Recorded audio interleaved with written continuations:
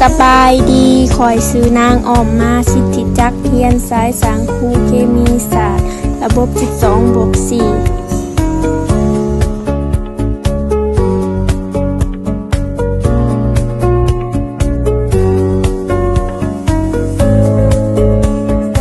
วิชาศึกษาศาสตร์ทั่วไปสอนโดยอาจารย์บุญเรียนเทพพรไซ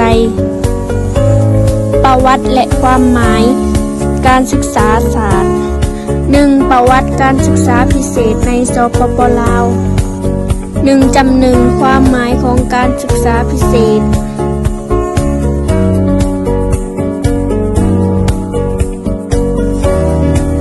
1. จำสองแผนนโยบายแห่งชาติและกฎหมายเกี่ยวกับการศึกษาพิเศษ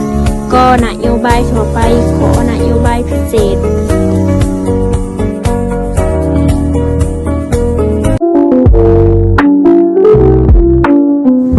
ประเภทความเป็นพิการในสากลและสปป.ลาวการช่วยเหลือเด็กที่มีความต้องการพิเศษในโรงเรียน 2. จำหนึ่งประเภทของความเป็นพิการในสากลและสปป.ลาว 2. จำสองการช่วยเหลือเด็กที่มีความต้องการพิเศษในโรงเรียน 2. จำสามเทคนิคการสอนเด็กพิการ 2. จำสี่คุณลักษณะที่ดีของครูการศึกษาพิเศษ 2. จำหาสอนดีข้อ 1. ประวัติการศึกษาพิเศษในสปป.ลาว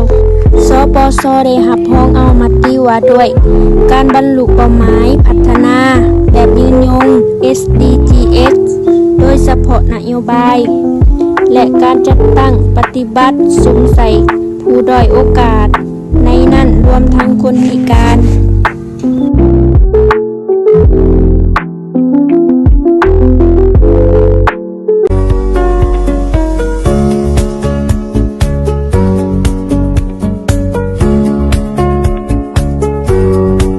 รัฐบาลลาวได้มีดำรัส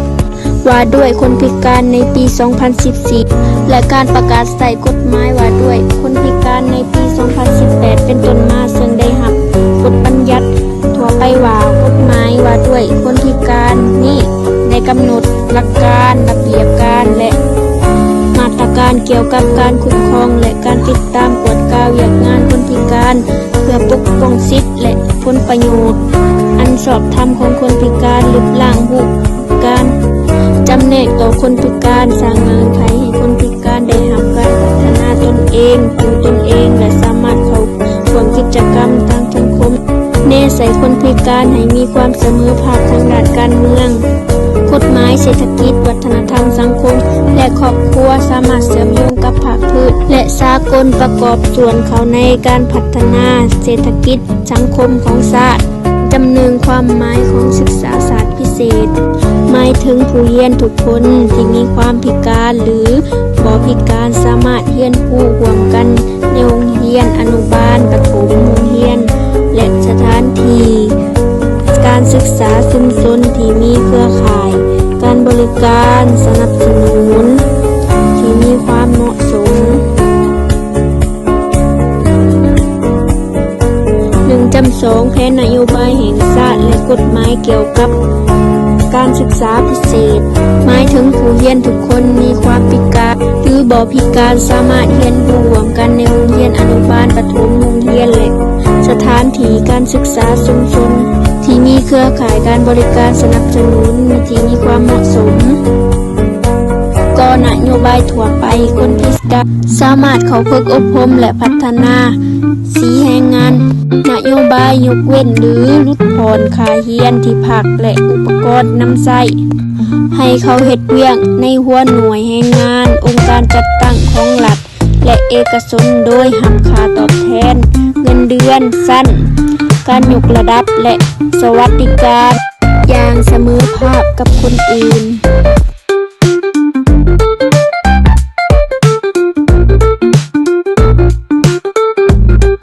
ขอนโยบายพิเศษรัฐมีนโยบายลักษณะพิเศษต่อผู้พิการหรือเสียองค์ขาดย้อนปกปักรักษาประเทศชาติหรือเอิ้นว่า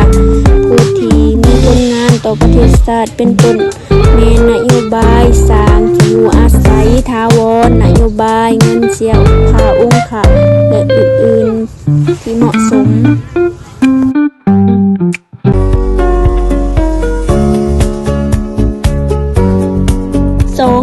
ศความเป็นพิการในสากลและสปป.ลาวการช่วยเหลือเด็กที่มีความ